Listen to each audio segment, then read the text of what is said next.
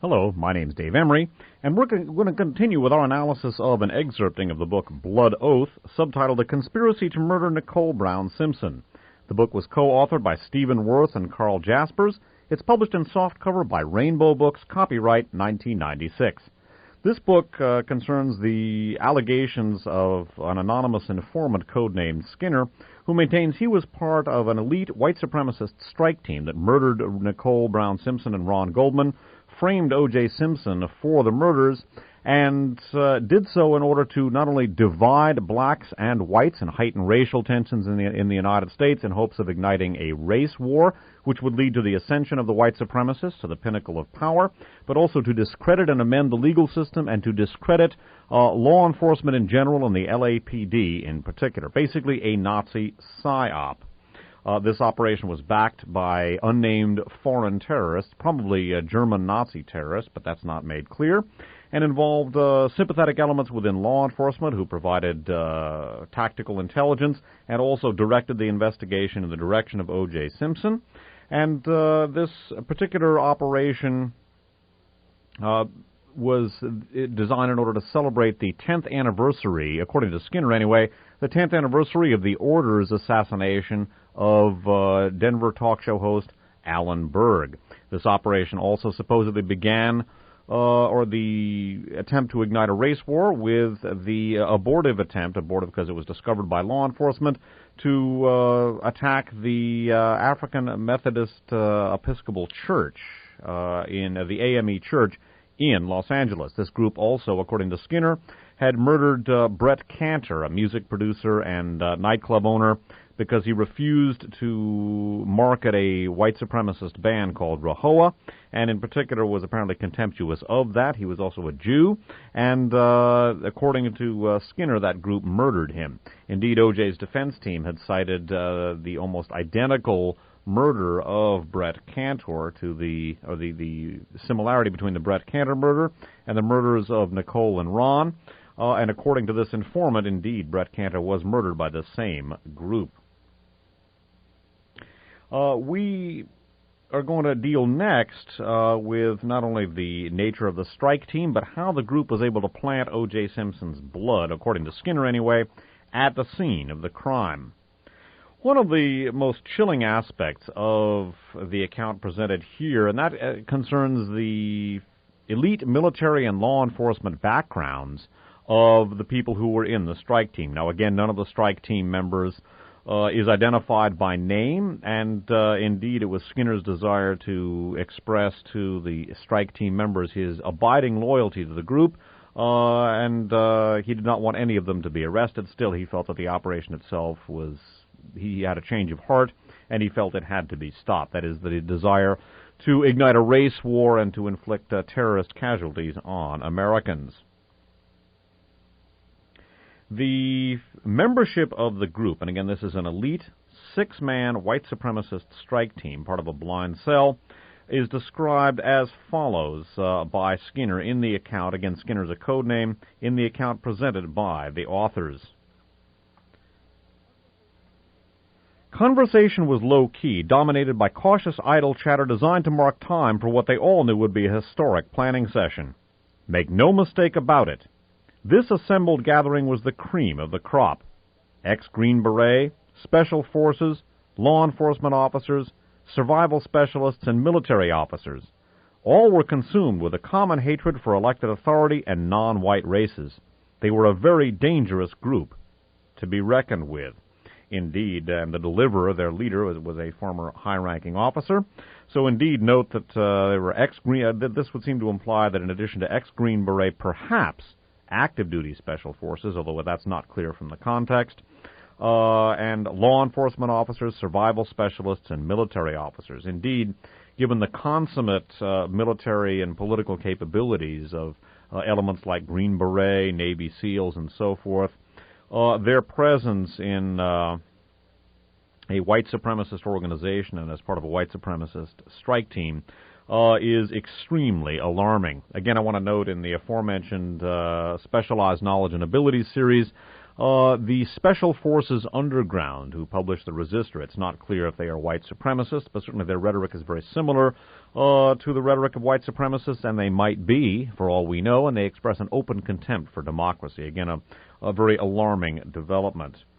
More about some of the background of some of these strike team members.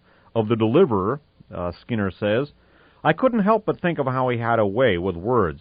Hell, this was no hillbilly. The deliverer had held high rank in the military. He still looked good, and he talked even better." So again, apparently the deliverer was a former high-ranking military officer. And still more about the deliverer. And here there's discussion of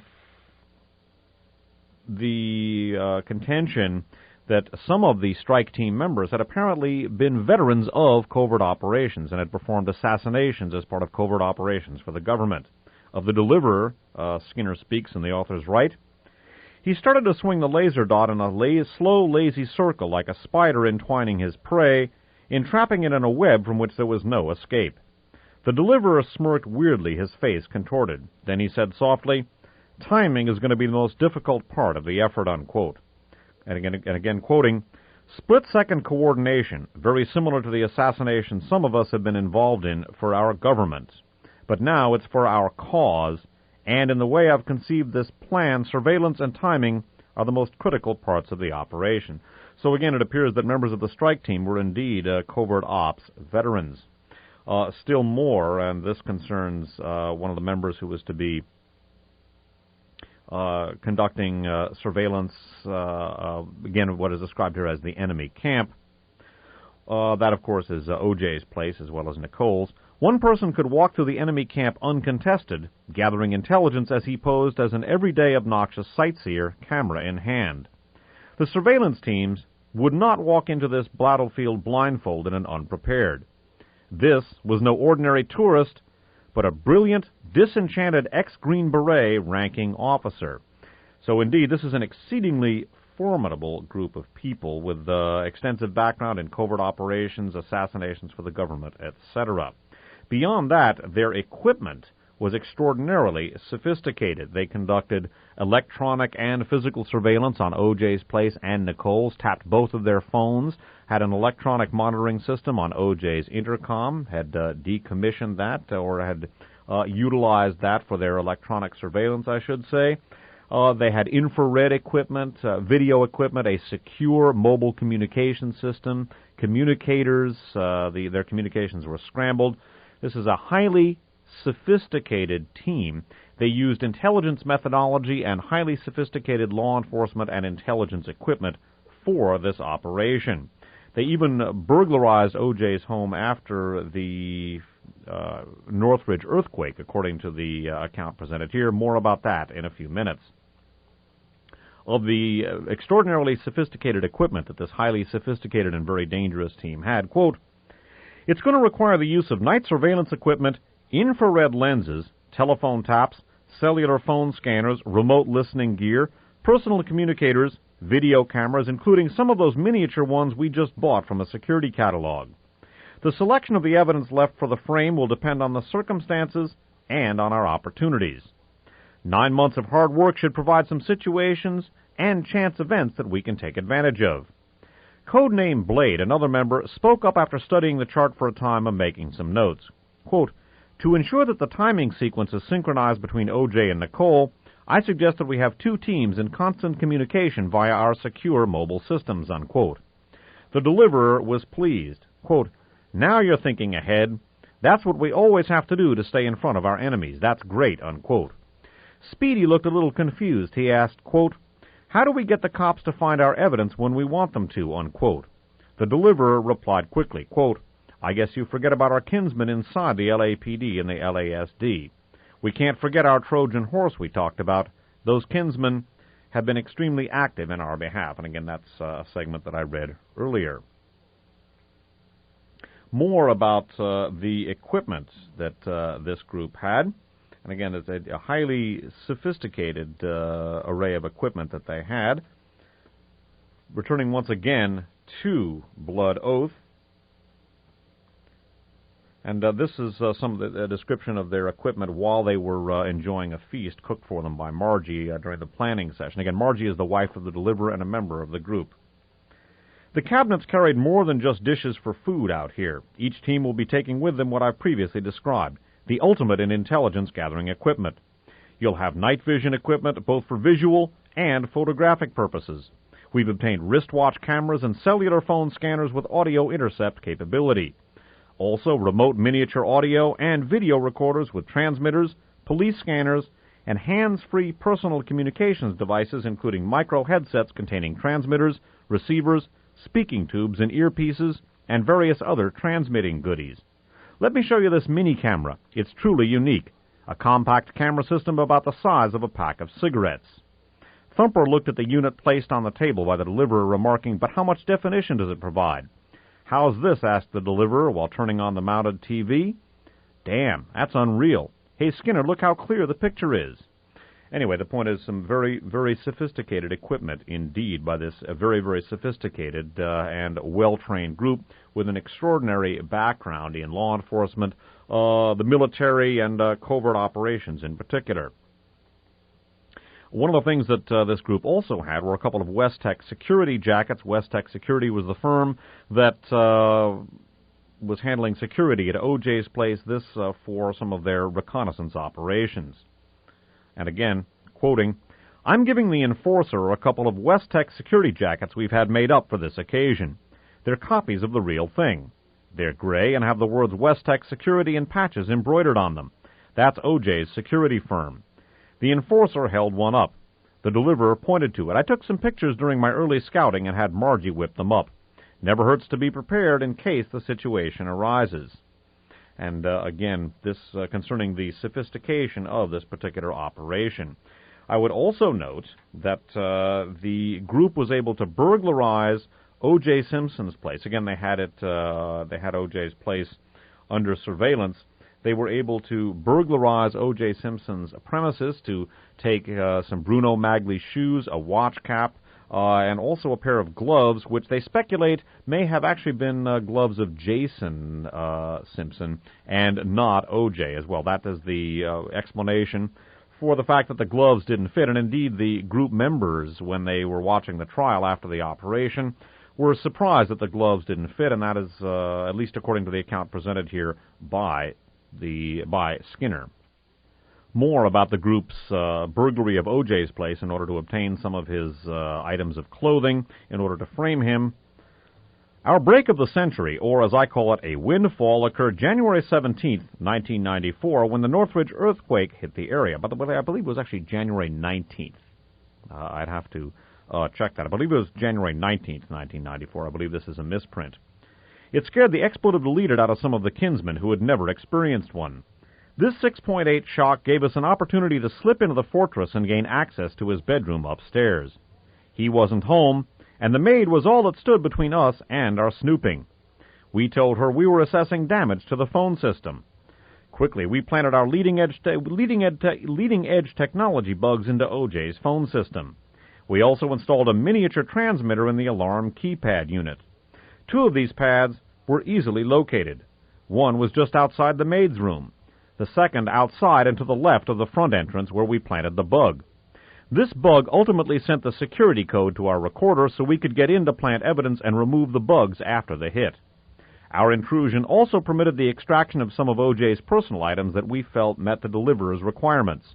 A pair of dark brown leather gloves that looked like they had been worn, a couple of pairs of black socks, a watch cap, and expensive sports shoes. My attention was drawn to these expensive Bruno Maglis. Grip asked, "Why those? How will they help identify him?" unquote. Who else could afford to wear shoes like these to murder someone?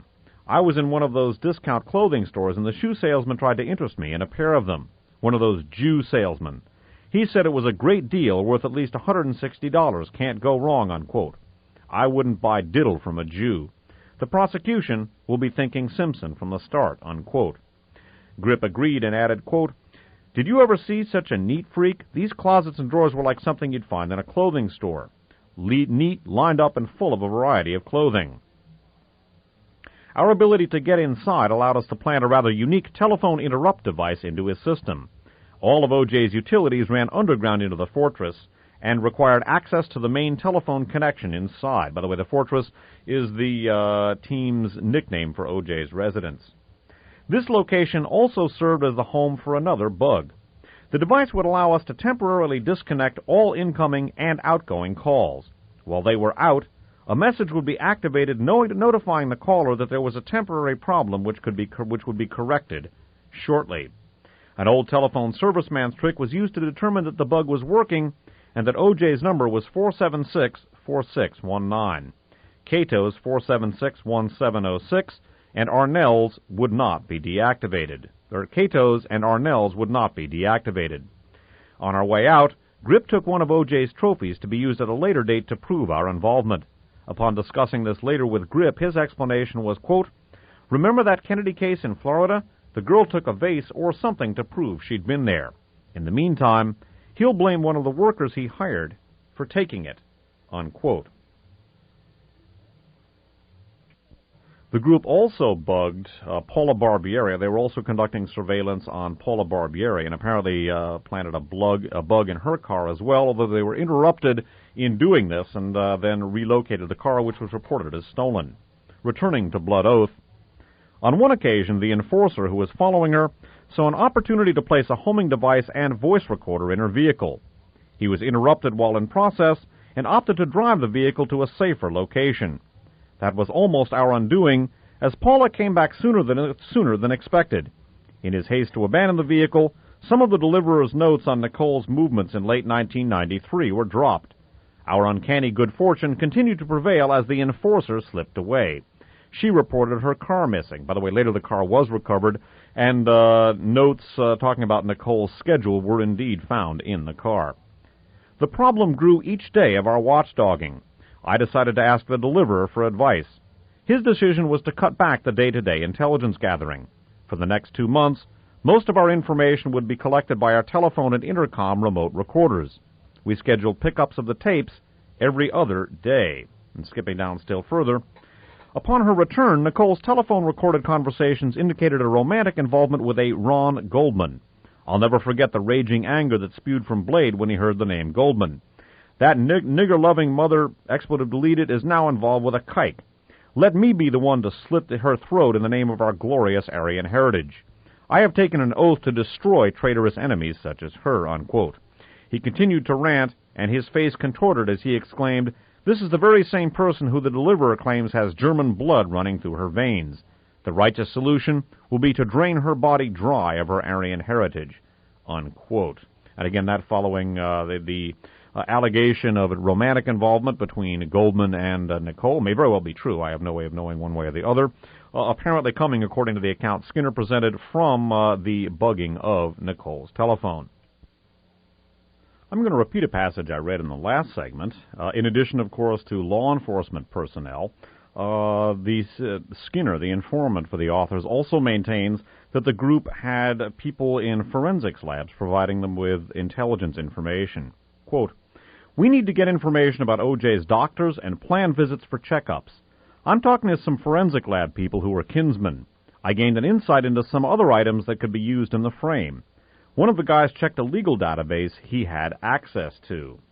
And apparently, according to Skinner, the group was able to obtain a sample of O.J. Simpson's blood from a, quote, kinsman, unquote. That's the cause's terms for fellow Nazis or white supremacists. So again, when you hear the term kinsman, that is their internal terminology for their comrades in arms or fellow organizational members. According to Skinner, they were able to affect the frame of O.J. Simpson by planting some of his blood at the scene of the crime and then also at O.J.'s place. Alluding to the failure to ignite the AME operation, the deliverer here, actually the enforcer here, codenamed Enforcer, holds forth as follows. "Who couldn't forget how the bleepin' BATF, Bureau of Alcohol, Tobacco, and Firearms members, and their cousins, the FBI, nailed some of our suppliers? We got lucky because they missed our guy. He was a key player then, and now he's going to be an even bigger one. He supplied us with most of the machine guns and plenty of ammo. He's a totally rounded person, a Renaissance man with a chemistry background. He knows how to make a bomb. We talked about using one for that church deal, but that damned FBI infiltrator blew the whistle before we could consider it. Lucky we didn't discuss his bomb with the snoop. Quote, "You can be sure the day will come for his bomb. Maybe this guy is real strange, or maybe it's just what he does. He was telling me about his work one day while we were downing a couple of cool silver bullets in a little beer joint in Oxnard, California. This sucker works with blood for a living. No, he's not a vampire. He not only works with it, but he can tell you who the blood belongs to by doing some crap to it. He said it was a blood fingerprint. I think he mumbled something about being a DNA specialist. He was telling me how this DNA got some people out of the pen by proving that their blood wasn't the same as the blood found at the crime. The DNA stuff creates some sort of picture of who blood or saliva or sperm belongs to. Who'd ever think after you screwed someone they could pick you out of a crowd? Hell, he said this DNA is capable of finding a needle in a haystack. It was during a torrent of his cursing out niggers, Mexicans, and Jews when he told me about someone's blood that he picked up. Now, who do you think that blood belongs to? O.J. Simpson. That big nigger has an arthritic condition and takes all kinds of medications for it. He goes in for checkups all the time, and these checkups include blood tests to check the drug levels. He joked of dreaming about what the blood was made of. What was it really made of? Was it mud, or did it just make mud children? Normally, they get rid of the blood. He saved it as a souvenir, like a trophy. Could we have been more fortunate? I'm sure we can get him to give up his trophy for the cause. With his knowledge of blood, he'd be the perfect one to take charge of the blood part of the frame. So according to the information here, the blood specialist who obtained a sample of O.J.'s blood had been the weapons supplier for the failed operation against the AME Church, and apparently he got away. He is also further identified, at least according to Skinner's account here, as having worked at Cedars-Sinai Hospital, and this, according to the account presented by Skinner, was how he was able to obtain O.J.'s blood. By the way, he's codenamed Colby. That's his code name here. Speaking of bleeding, and this is Blade speaking here. Speaking of bleeding, how is Colby doing with that sacrificial blood offering of O.J.'s? Thumper piped up, "Yes, Skinner, how's that part of the plan going? And by the way, how did he get the code name Colby?" "Thought you'd never ask," I replied. "He is one mother-bleeping cold-bloody bastard. I wouldn't mess with him. Strong like an ox and quick-tempered. Get it? Cold-bloody Colby?" I couldn't tell if he believed me or not, but it was the truth. From my private discussions with the deliverer, I knew Colby had stored O.J.'s blood in the medical lab where he worked. He was also going to try to obtain a fresh supply. He had access to the Cedars-Sinai Medical Center at 8700 Beverly Boulevard and other labs and centers in the area. Blood samples and whole blood would be taken to this facility and stored for tests for possible future transfusions during surgery by Simpson's personal doctors. We were assured by the deliverer that either the blood he already had in his possession or a fresh sample would be ready when the operation was in its final phase. A vial or two removed from O.J.'s surgical supply would be the best source, free of telltale chemical preservatives like EDTA. Again, I want to note before we present the last excerpt that I'm going to do in this segment that it is the suspicion of the authors that there is some disinformation in here, so that certainly should be factored into the assessment of this particular work. However, I personally believe that the vast bulk of the information in here is accurate. There may be some disinformation, and indeed the informant Skinner indicated that he was deliberately obfuscating some things in order to protect the identity of his comrades in arms. There is speculation that perhaps the Colby, this blood and DNA specialist, might have been Stephen Garrett Colburn, a white supremacist indicted on a weapons charge, who was an acquaintance of Timothy McVeigh's. Initially was a suspect, although later was not a suspect in Oklahoma City, or was not indicted for involvement in the Oklahoma City bombing. And I would also note that Stephen Garrett Colburn, white supremacist, a weapons aficionado, and acquaintance of Timothy McVeigh's, was, in fact, a blood specialist and DNA specialist at Cedars-Sinai Hospital at exactly the time period required to obtain O.J.'s blood, and O.J. was being treated there at this time. Just as the Oklahoma bombing, returning to Blood Oath, just as the Oklahoma bombing was the catalyst for our informant coming forward, coincidentally, it was also the catalyst for the arrest of Stephen Garrett Colburn, 35, alias Bill Carson. Colburn had been employed as a DNA research associate at Cedars-Sinai Medical Center from mid-1993 through October of 1994. It was during that time O.J. Simpson had surgery there. Colburn was arrested by federal marshals on Friday, May 12, 1995. Mr. Colburn failed to appear in court on October 21st for a July 20, 1994 weapons charge that involved the seizure of a knife, an assault rifle, a silencer, and 2 loaded pistols, one of which was a 9mm. The seizure took place in Upland, California on Route 83, less than 10 miles from the Chino airport, where a couple with the last name Nadal, N-A-D-A-L, kept a very strange airplane. Christian and Doris Nadal, or Nadal, I'm not sure how it's pronounced, lived in North Hills, California, about 10 miles north of the scene of the murders in Brentwood. They were involved in the bombing plot of the First AME Church of Los Angeles and maintained an airplane with a swastika on its tail at the Chino airport. Colburn is known to have expressed pro-Nazi sympathies with references to the Third Reich and was extremely anti-Semitic. He held a hatred of women, Mexicans, and non-whites alike. U.S. Marshals described Colburn as armed, dangerous, and trained in survival skills. When arrested in Oatman, Arizona, he kicked a marshal in the jaw and attempted to reach for a gun and knife in his back pocket. The trailer he lived in was searched and revealed several cases of ammunition, including cases holding link belt rounds for machine guns, along with cases of handguns and rifle bullets. Colburn admitted knowing Timothy McVeigh, the accused Oklahoma City bomber. On July 17, 1993, in an article titled "More Suspects Sought in White Supremacist Plot," the L.A. Times reported that investigators for the AME case, quote, are trying to trace those weapons, which may lead them to additional suspects, sources said, unquote. The weapons in question were dozens of machine guns, revolvers, sawed-off shotguns, bayonets, and pipe bombs. The agents also discovered stolen medical supplies and some very interesting paperwork, unquote. Colburn frequently traveled back and forth between Bullhead, Arizona, and Los Angeles using routes 10, 15, and 40. Route 10 runs very close to Chino, while Route 40 runs directly through Barstow, both on their way to Los Angeles. By the way, Barstow was the strategically located point of the planning meeting for Operation Thunderbolt. And the authors go on to ask, could Colburn have been, quote, Colby, unquote? Or was Colby a clever code name standing for the West Los Angeles police station located at 1663 South Butler, bordering Colby Avenue? And again, some of the superficial circumstances surrounding Stephen Colburn suggests the distinct possibility that he may have been, quote, Colby, unquote, the blood and DNA specialist who, according to Skinner, obtained the sample of O.J. Simpson's blood. But again, that is speculative. That concludes this segment. My name is Dave Emory. Thanks for listening.